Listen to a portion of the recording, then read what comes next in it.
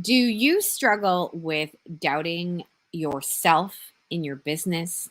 Do you find yourself on a hamster wheel of continuous shame, blame, disappointment in your business? Do you struggle with trusting God with the outcome of your business? Oh my goodness. I have some strong opinions about why Catholic and Christian entrepreneurs don't make the kind of progress that they want. And even if you're not an entrepreneur, I think you are going to benefit from today's episode where we are going to talk about how embracing Mary's virtues will make you a better entrepreneur. Welcome to the Possibility Mom Live.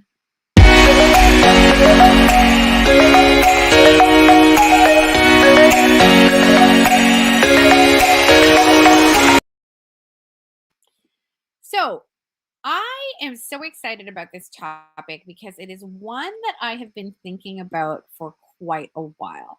And I think it's topical because we just celebrated, for those of you who are also Catholic, we've just celebrated at time of recording the Feast of the Immaculate Conception on December 8th, which also happens to be my wedding anniversary. I thought I was in labor this week. So let's just say I have been having all kinds of emotions. When I say I thought I was in labor, I thought I was in straight up labor. I was in so much pain on Sunday of this week, or Sunday prior, and I was convinced it's happening. I got all my ducks in a row. I called all my people and I thought I was in labor, but turns out no. Turns out not at all. I'm currently 36 weeks at time of recording. I have gone as early as 37, so that would be next week, but we'll see what happens. And so anyway, it's just I share all that because I have been thinking about in this season of Advent, what Mary was going through while being pregnant, the uncertainty that she was going through, and I've been thinking a lot about uncertainty, doubt, disappointment, stress, doing things over and over again with the same results, all the kinds of things that I think entrepreneurs go through. And even if you're not an entrepreneur, if you're listening to this and you are a mom without a business dream in her heart, I want to encourage you to listen because I think the virtues of Mary are universal. And I really want to unpack a few of them, but before we do that, I've got two quick announcements for you, or two points of information for you. Number one, and I want to say thank you from the bottom of my heart for this. I made an ask last week on my social media, at Lisa Canning on Instagram, for people to kindly review the podcast. It's not something I'm in the habit of asking about, which I probably should get in the habit, but I was just so grateful that a whole bunch of you reviewed the podcast, and I want to read one of them. This is from Miss JMR, who gave the podcast 5 stars. Amazing and helpful for women, moms, and entrepreneurs alike. Every week, I listen and learn more about myself, and all the different areas of my life are improved. One week it's motherhood, the next mind management, and so on, but somehow every topic is so relevant to my life. I cannot recommend this podcast enough for the woman that is looking to grow and become the best version of herself week after week. Thank you, Lisa Canning, for all you do and sharing your wisdom with us. Thank you so much for that review. And if I could implore you, if you listen to this podcast, wherever you love to listen to podcasts, would you please give it a review? It helps immensely to get this podcast into the earbuds of more people because it is then sort of shows up more in the ratings and the algorithm. And so, if you would be so kind, if this podcast has benefited you, I would love for you to rate it on wherever you love to listen to podcasts. And then, of course, always leave me comments here. If you watch me live on Facebook or on YouTube, I love engaging with you all.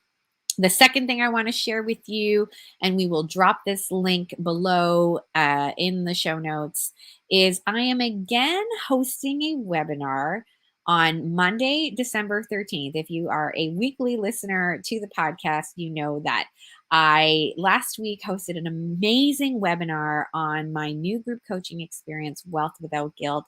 And I had so much fun and had such an incredible conversation with an intimate group of women. I want to do it again. And so I'm going to do another webinar with a little bit of different info this time around on Monday, December 13th at, forgive me, 12:30 p.m. East. And you can click the link that will be below in the show notes to join me for that experience. Okay. So, on to today's topic: how embracing Mary's virtues will make you a better entrepreneur. And I want to share with you, I want to encourage everybody to just go Google this. And again, if you are Catholic or not Catholic, I think that you will find so many things apply, or there is so much wisdom to be gained from exploring the virtues of Mary. And if you do a very quick Google search, you will learn that this came in the book, or this was revealed in the book True Devotion to um, Mary by St. Louis de Montfort. He lists the 10 principal virtues of the most holy Virgin Mary. And I'm going to list them for you right now. They are profound humility, lively faith, blind obedience, continual prayer, universal mortification, divine purity, ardent charity, and heroic patience. And now, if you are watching me live in real time, you want to tell me which one of these that you feel like you need more of right now? And actually, what I'm going to do is share my screen so that you can see the list. So if you're watching me live in real time, share with me which of these virtues do you feel like you need more of in your life? There are so many I feel like I need all of them. And let us go to the comments. So Janice says she needs patience and she needs hope. Amen, sister friend. I need all of them. I find they are also so connected to each other. But for me, the ones that impact me the most and the ones I actually really want to unpack today for entrepreneurs are profound humility, blind obedience, and heroic patience. Because I think that these are the ones that can really stress out entrepreneurs the most. And so let us get into unpacking each of these virtues and why I think entrepreneurs need to be very attuned to them, and why I think that there is such a lack. Like, this is a place of poverty, meaning this is just something that does not get talked about. And it's okay that that happens, but it's something that if you are an entrepreneur who wants to place Jesus at the center of not only your heart, your marriage, your motherhood, your home, but also in your business, you've got to pay attention to these things. And here's the thing I want to share, and I want to share this with absolute humility and absolute, like, not a shred of criticism, to be honest, because that's not a fair thing to say. But basically, in my entrepreneurial journey, I journeyed with incredible, more secular guides. So, people who don't think the same way as I do about the faith, and that's completely fine. And I learned so much, and I continue to learn so much from these guides. But one thing I began to notice quite a bit was that there would be this message of, you can do it, you can do anything. Or there would be messages that would go into a bit more of a mindset space where I would be like, is this in line with a Christian or Catholic worldview? Like, and I'd be asking these questions like, I better check if it's okay for me to, do things like declare that I'm a millionaire or whatever. Like, there would be these concepts posited where I would be like, is this in line with my faith or not? I think it is, but maybe it's not. I better go check. And to be honest, this just became exhausting.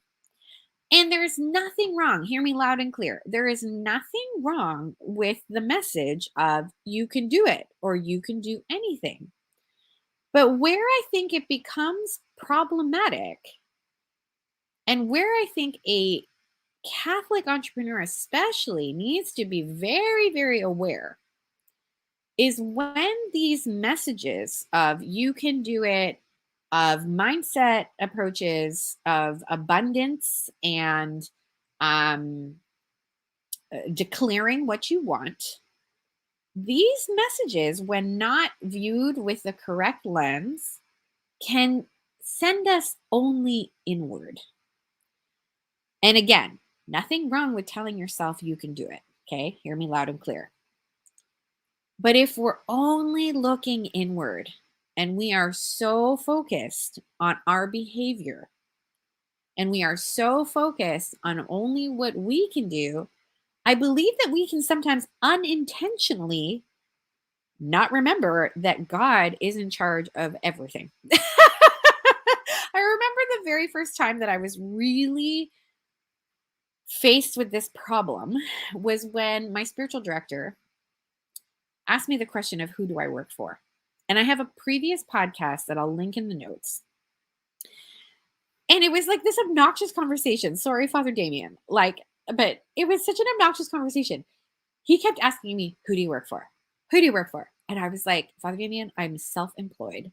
I'm a contract employee sometimes to other people, but I'm self-employed. And he just kept saying, like, who do you work for? And I was like, Father Damien, I know you went to the seminary and you didn't study business, but listen to my words. I am self-employed. And he just kept asking it to the point where I was like, oh my gosh, just tell me the answer. And of course, what was the answer? The answer was, you work for God. God is the only one who makes any of this possible. And I've shared on the podcast that I've got a really big goal right now of making $1 million in my business, and we are on the way. And I would bring to my spiritual director the stress and the drama that I can, of course, create around that goal. It's never going to happen. How can this ever really come to pass? I don't deserve it. Like all kinds of thoughts of drama. Like I can't do it. I don't have the skills, blah, blah, blah. And fascinating. He's a really interesting priest and very grateful to have him. He would just be like, who cares? Who cares? You could be dead tomorrow, is what he would tell me. And I'd be like, Father Damien, oh my gosh, you are so dramatic.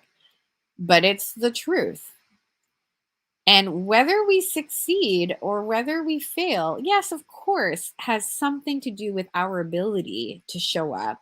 You guys hear me with the Augustine quote all the time. Without God, we cannot. Without us, God cannot. So yes, we co-participate. We co-create with God. But at the end of the day, the next breath in my lungs, my next moment with you here on this podcast is because of God's ability, God's mercy, you could call it, God's breath in my lungs, literally. He gives and takes away, and I have to be, as much as sometimes I kick and scream about it, but it's a reality we cannot fight with. It is simply a reality we cannot fight with, that we do not control everything in life. And so the faster we can get to this conclusion, that kind of like what I was expressing in this podcast that I'm talking about, that we work for God, that our businesses, while wonderful and while they can benefit the world and be part of our unique call to sanctity and be part of how we become the people we are supposed to be, how ultimately we will, and I argue, how we can get to heaven because it's part of our unique call. The faster we can understand that it's all because of God, the faster we can get out of the self-reliance, the faster that we can get out of the potentially damaging inward focus of some schools of personal development, where it is simply just declare it and it'll happen, and mantras around I can do it, I can do anything, which again, there's nothing objectively wrong with a sentence like that, but we cannot exclude God from any of it. The faster that we can conclude that, I believe the faster, and this is evidence from my own experience and evidence I'm starting to see in my clients, is the faster we can accept this reality and the co-creation and understand that the Christian life takes work and that we have got to embrace the hard. And actually, we're going to get where we want to go or where God wants us to go more efficiently and safely, in my humble opinion, when we cling to virtue, when we ask for, demand, dare I say, the infused grace that comes when we do call out to God and say, grant me the grace with of this virtue. Like, give me more of this. This is what I seek because I want to be um, I want to become the person that you have called me and created me to be, and that's going to take work and it's going to take virtue. But guess what? Here's the hope. Here's the hope is this virtue is available to all. Okay? This virtue is available to all. Okay. So, the first virtue that I want to get into here, and again, this is based on the virtues of Mary that St. Louis de Montfort puts forward in his beautiful book. And the first one is blind obedience. Now, why I think obedience is so difficult for an entrepreneur is when you think about it. Many of us go into entrepreneurs because we don't like to be obedient, or at least that's the story that definitely resonates with me. I did not like working for someone else, just to be very plain. And I wanted to sort of like write my own rules. I wanted to especially have autonomy over my schedule. I didn't want to be obedient to someone else's schedule. So I think this one is a difficult one for entrepreneurs to embrace. But when we embrace it, oh my word, the things that can happen. And I think if you're anything like me, like a choleric, for example, so cholerics, if you're not familiar with the temperaments, love control. If you're anything like me, being obedient is just not something that comes naturally. But again, when we embrace the virtue and the grace that comes with this virtue, some pretty amazing things can happen. And so if you struggle with obedience, I want to offer a few very practical tips. And the first one is literally is to pray. Like, and just acknowledge that the tension is hard.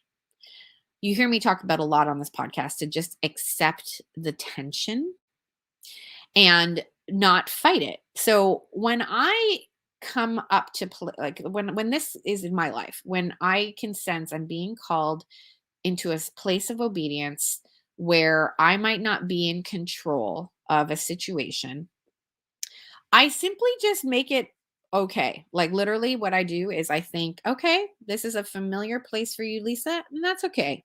You can be frustrated for a minute." And, just not fight the tension and just embrace that discomfort. So that's, I think, really important in obedience. And then I think another tip for obedience that can be so, so helpful for the entrepreneur is to be okay with not everything being figured out. I think we do we create a lot of drama around how fast things go, how quickly people are opting in, how much money is showing up in the bank and whatnot. And in my Wealth Without Guilt coaching, this is a theme that comes up quite a bit. Like, this isn't moving at the pace that I want it to. This isn't, performing as well as I like. And to simply have, and we're going to get to this in the next virtue, be obedient to what is happening currently. It doesn't mean that you're not going to pivot. It doesn't mean that you are not going to, correct it or come up with another plan. But what if you could just accept that this is a situation that is a reality? So much tension in entrepreneurship, I believe, happens as a result of wanting to fight reality. And that is just the fact. Like, saying to ourselves, oh my gosh, I thought that this was going to happen so much faster, is really only going to make you feel bad. And so instead, what if we can simply be obedient to the fact that this is just entrepreneurship? Like, what if we could just posit that? This is just entrepreneurship. And very quickly, I think that this can be totally applied to motherhood as well. What if motherhood is difficult sometimes? What if you're not going to love every single moment of motherhood? And instead of fighting that reality, you simply are just obedient that this is part of growing a family. This is part of growing a business. One challenge that I see a lot of my people struggle with is things like tech. Now, I wouldn't say that tech is my favorite either, to be honest. I often launch webinars with incorrect, slides showing. I have lots of paranoia around correct links going out. Just today, I actually, that's kind of, this is really not that big a deal, but I feel vulnerable admitting it. I sent out an email with last week's email subject line in it. And again, to you listening, you might be like, oh, that's no big deal. Who cares? I was like, I had so much drama over it when I saw the email because I get my own emails because I subscribe myself to my own list just so I can see what people see, right? And I saw that it was the exact same subject line as last week. I was like, oh my God. Like, I put myself into so much drama about it. And what I want to encourage people to do, which is what I attempted to do, not very well this morning, but what I attempted to do as well, is simply just be obedient that sometimes technology fails or sometimes you do things incorrectly and just be fine with it. Sometimes tech can have glitches and be obedient blindly. Do it, right? So, the first virtue that I think entrepreneurs need to embrace is this blind obedience. Lord, this is what you're calling me into. I'm going to be obedient to this call. I think, again, when we look at the season of life that Mary is in historically, like as we celebrate Advent, where she is very pregnant on a donkey, you know what I mean? When I think about that together, I'm like, what in the heck? Like, oh my gosh, that must have been so uncomfortable. But she was obedient to what she was being called into. So, the first virtue that I encourage entrepreneurs to embrace that will make you a better entrepreneur because there will be less drama is blind obedience. All of these are so related. They all have so much overlap. But the other one that I particularly struggle with, and I can see in the chat that you struggle with too, is heroic patience. And again, this is very related to what we were talking about with obedience. But I think naturally, when you're an entrepreneur, you want it to work. I don't think many entrepreneurs get into entrepreneurship thinking, I want this to fail. You know what I mean? I really just don't think that is that. It's like, I'm signing up for this to lose a bunch of money. No, of course, nobody's doing that.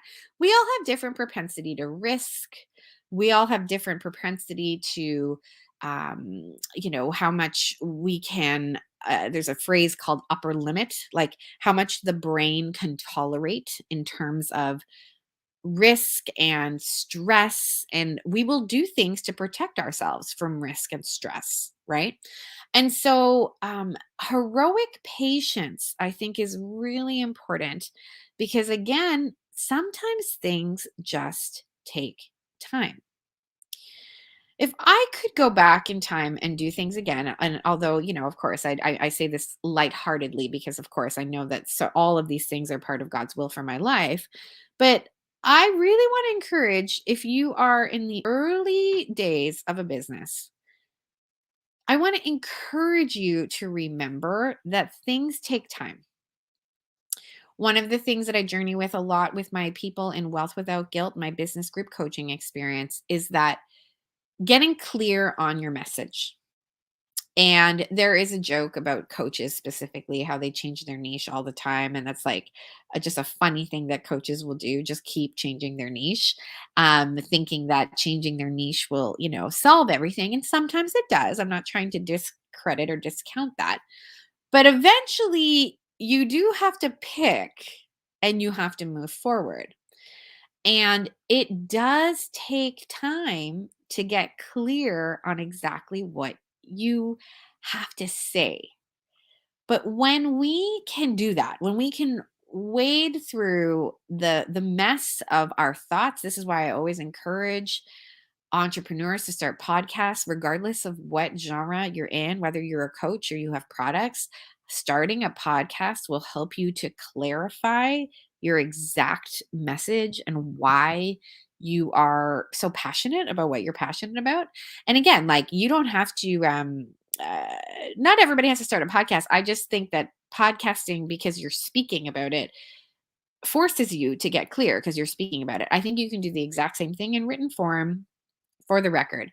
But my point is that this takes time and that we have to have patience, that we're not going to figure it all out in the beginning. But the very worst thing that we can do is stay in the same spot. Taking no action will get you no clarity. And so to embrace and like ask for the virtue of heroic patience, that it's going to take me some time to figure this out, but I'm going to move forward anyway. This is related to blind obedience.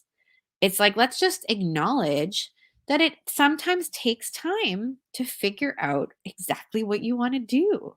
It sometimes takes time to craft a message. And here's again the reality that I think we all have to be obedient to is if you were super clear on what you wanted, you'd already be doing it and you would be killing it and we'd all be millionaires. Okay? I know this is a funny expression to say, but it's just the truth. Like if you already were clear on exactly what you should be doing, you'd already be doing it and you'd already be a millionaire. I believe that there's a time in our businesses where, and I use the benchmark of under $100,000, like meaning when you are just in the very beginning of your business, there are things you are still sorting out. So I'm going to just jump into coaches for a moment. If you're a coach, before you make $100,000, you are still figuring things out, and there's no judgment on that. That is just a fact.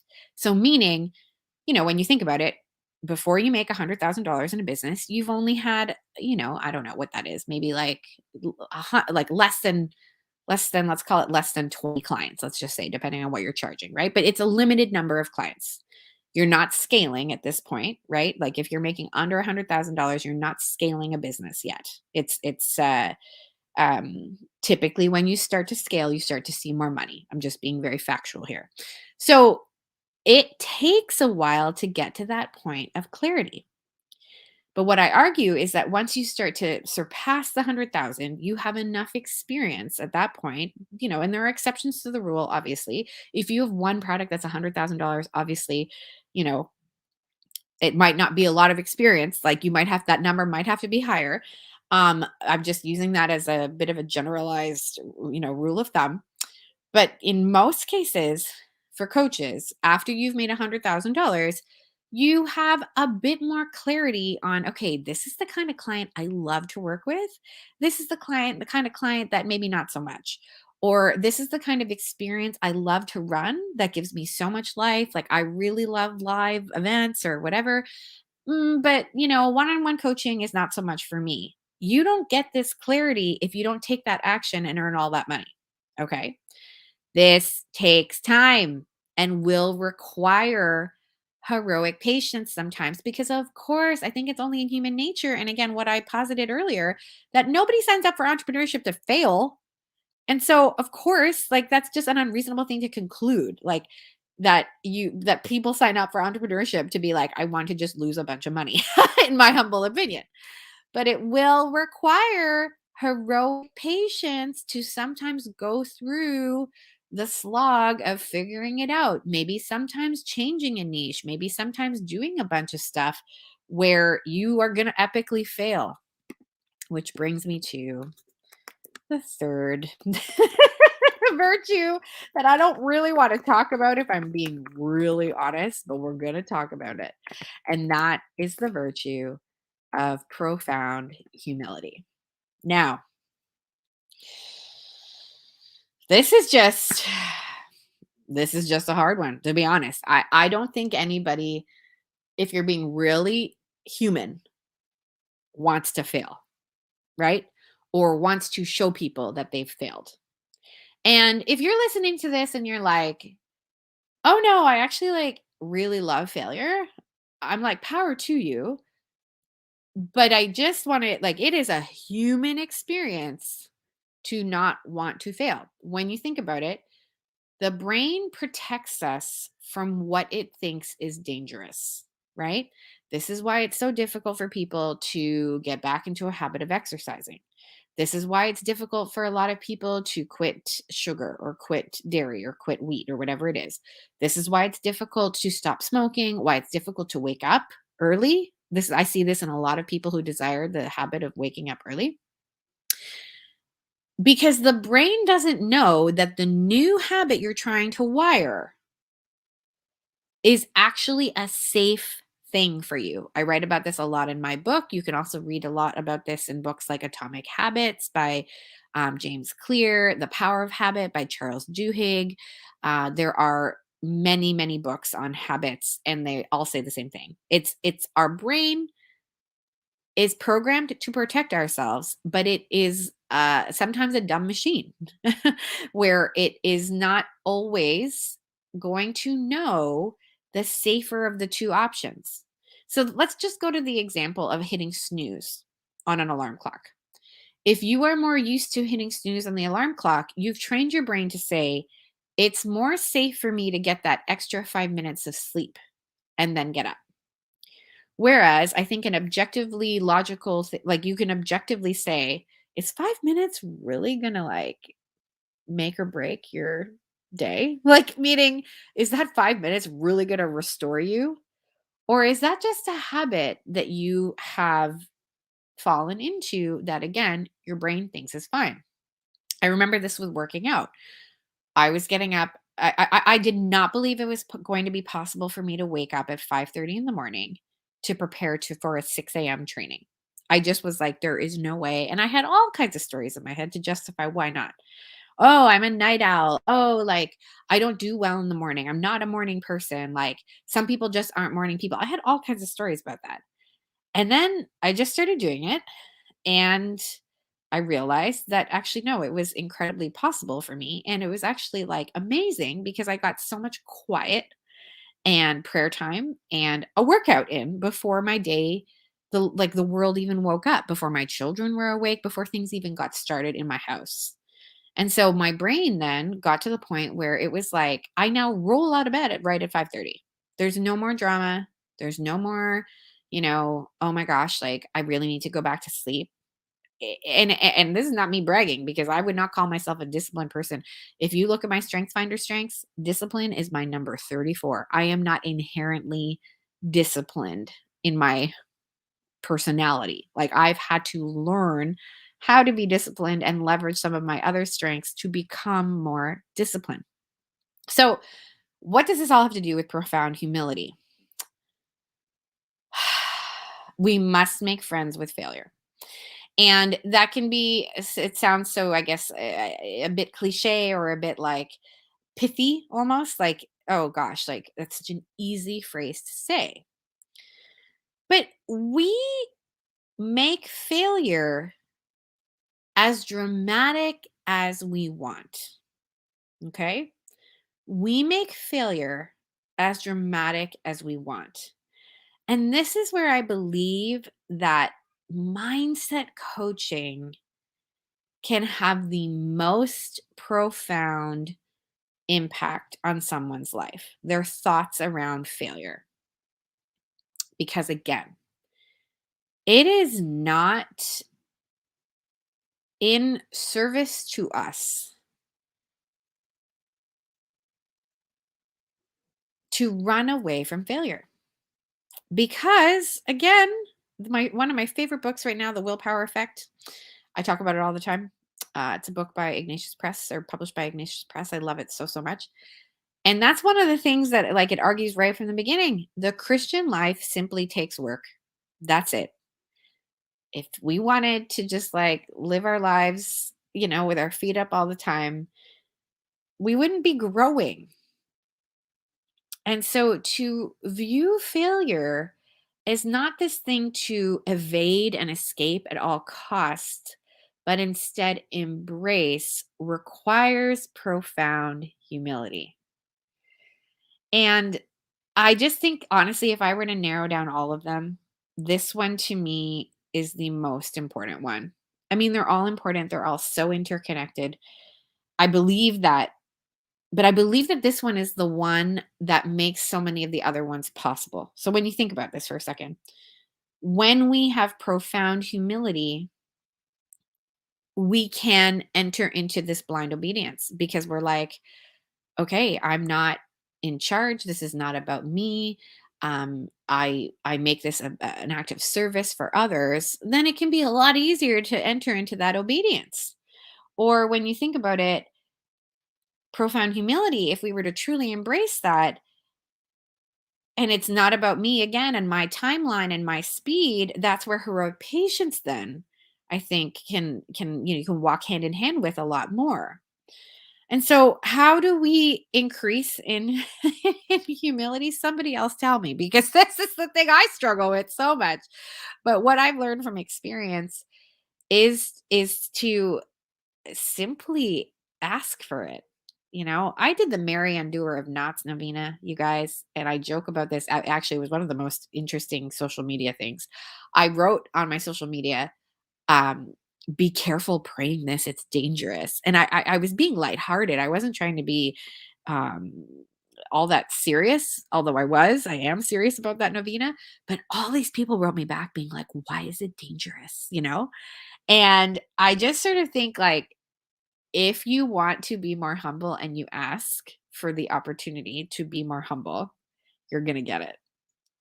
But it's the only way, I believe, that we get out of some of the sin and the inward focused and the self-reliant actions and activities that can sometimes close us off from God and his will for our lives, for his mercy, from his mercy.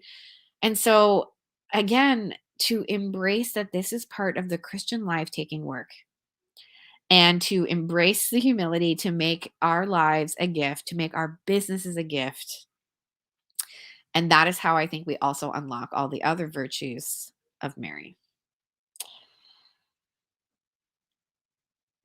How do we do this practically though? Because I'm hearing the question in my mind. I'm like, how do we do this practically? Like, this isn't sufficient for me yet. Like, because it is, I think this is the hardest one, at least it is for me.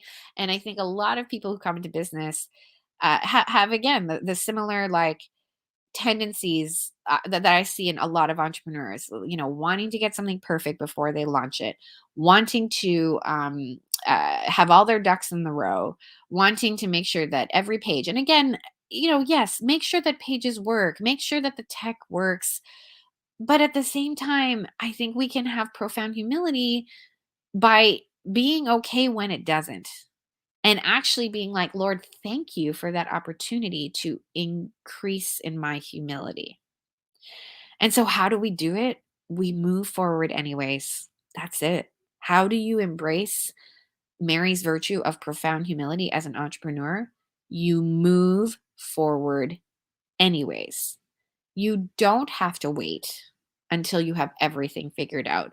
You don't have to wait until every tech page. And in fact, I was having this conversation with my husband. Okay.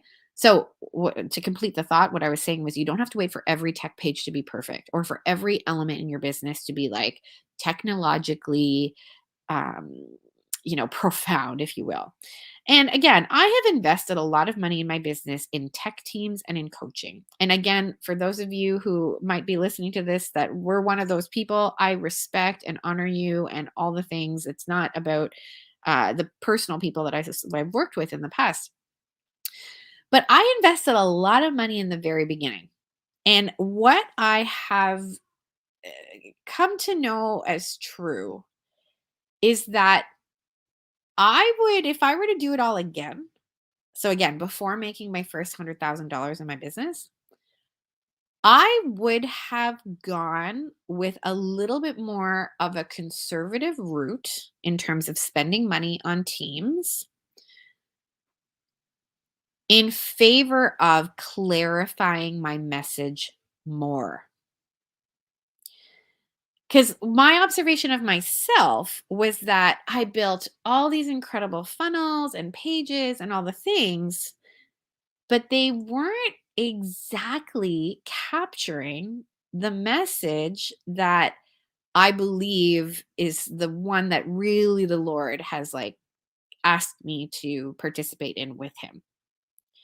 And so it might sound like I'm counter, like I'm being, I'm arguing with myself. It might sound like that, like meaning I'm saying take action and don't do it perfectly. But then I'm like, oh, I took all this action, but I wouldn't have taken the action. What I'm trying to say here is that if I were to do all again, I would have saved my money until I had a little bit more clarity on exactly who I wanted to serve and what I wanted to do. All of that activity would have, um, like all the activity I've done has moved me forward 100%, but it cost me a lot of money. But I was protecting myself from not looking bad, which is the virtue that we're talking about right now. Okay. So I was spending all this money on tech teams because I was obsessed with looking good. Whereas if I had embraced profound humility a little bit more and been a little bit okay with, okay, like maybe I'm not going to work with the best tech teams, but I'm going to find an adequate solution. I just think that it would have served me better in the long run and certainly saved my money. And what was getting in the way for me specifically was my pride and wanting everything to look slick and polished at the expense, so to speak, of maybe a little bit more time and a little bit more clarity. Does that make sense? Anyway, if that was confusing, I apologize. But my point is that looking good and doing things perfectly basically doesn't exist. Does that make sense? Like literally you cannot be perfect. Like the definition of perfect, it negates the ability for any kind of like, there's always going to be something to improve if you're trying to be perfect. So you can never really achieve it. And I'm just going to be super straight up with you. It is impossible in digital business to get things right all the time. It's just inevitable. It is just a reality you can't fight with, that there will be a tech glitch, that there will be a funny little thing that will happen. I once did an entire summit, guys, where I paid a tech team a lot of money and it wasn't really their fault, but like the internet was not excited about me putting on my summit. I'll just tell you the story really quickly. I had a third party thing called Zapier. And because so many people, great problem to have, so many people opted in to my summit. This was the Possibility Mom Summit, the second one I did. So in I want to say February of 2020, I want to say maybe 21. I apologize, I can't really remember. 2021, I guess. Where Zapier, I had only paid for the membership that had like, let's just arbitrarily say like 1,000 people. I can't remember exactly the numbers. So many people opted in to the summit that it far surpassed my 1,000 people limit on my Zapier. So then this was on a weekend and Zapier was like, you need to upgrade. I clicked the button that said, okay, pay with my credit card. And I could be mixing up the details. Apologies if someone at Zapier is listening to this, but basically it said on the next screen, credit card payments need 48 hours for manual processing. So then I was like, well, that's not going to be acceptable because my summit is this weekend. It is for the next 48 hours. I tried everything. I tried getting in touch with somebody at customer service. I think it was like in China, like, so they were on a totally different time zone. It was the weekend. So I guess, I don't know. But whatever it was, the internet did not enjoy that I was doing this, and I it there was epic tech failures. People were like, "How come my access was denied? I thought that this was gonna like have free access till the 48 hours." Like there were so many things that we had to do manually because this one little hiccup with the credit card thing not working out. Oh my gosh, it was just it was bananas. Anyways, but my point in sharing all of this is that it's okay if you look bad sometimes. That's it, because it's going to increase it's going to have you increase in profound humility, which is sometimes what we need to be the kind of person that God is calling us to be. Those are the virtues of Mary: profound humility, lively faith, blind obedience, continual prayer, universal mortification, divine purity, ardent charity, heroic patience. The three that I unpacked today were profound humility, blind obedience, and heroic patience. And from the chat, I can tell. I can tell that these are all things. Janice says, I can relate with you so much. Beth says, my favorite definition of humility is seeing yourself exactly as God sees you, no more, no less. The more I learn about how he sees me, the more this helps me practice this virtue. So, so beautiful. Um, Janice says, yes, I've been learning to become friends with failure because it helps me grow and improve to become a better version of myself. I always say, thank you, failure. It's my new script. Um, I love this so much. And I want to just highlight this one that I think is a really important one. And thank you, Janice, again for this wonderful comment. You're the first coach who acknowledges God as part of our mental habits of manifestation in quotations. Yes, God's will is so important, and his grace is to grow in virtue. His grace is what is necessary to grow in virtue. 100%.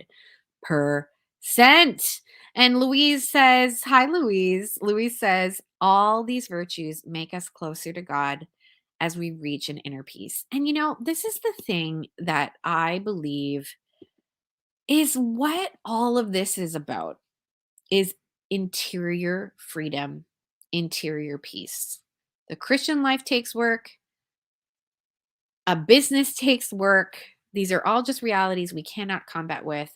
And so the more we can accept this reality and then ask God for the grace that is made available to us by living a life of virtue, grace that is available to all of us by virtue, of our baptism, like by the fact that we are children of God, it is available to all of us. And the faster I think that we can live these lives of virtues, the faster that we can become the mothers and the wives and the business owners that God wants us to be. And then the interesting byproduct, in my humble opinion and my humble experience, is the more we lean on his will. And not that it's like conditional. I'm not trying to say it's conditional, but when you unlock these things, the money is simply the sign of success in a way. Like it's just the byproduct. Like when you are living out your unique call to sanctity because you're doing all these things and you're gaining clarity on what exactly God wants you to do and what kind of a unique offer, what kind of a unique service that you can provide to serve the church, serve the world, address the poverty out there, the money is simply just like the byproduct, and it's a fun byproduct. And you've heard me talk about this, why I believe so much in people building immense wealth, because then what can you do with it? What is the good that you can do with it? And so this wonderful byproduct, which I think is fun, also can be of obviously great service. My friends, thank you again for joining me on the Possibility Mom Live. I would love for you to, again, share this with a friend. If there is a Catholic mama, a Catholic entrepreneur, or someone you know that is open to putting God at the center of every aspect of their lives, including their business, please share this podcast and keep the reviews coming. I am so, so grateful for all of them. And for those of you who are interested, join me on my live webinar Monday, December 13th at 12:30 p.m. East. Until next time, have a wonderful, amazing day.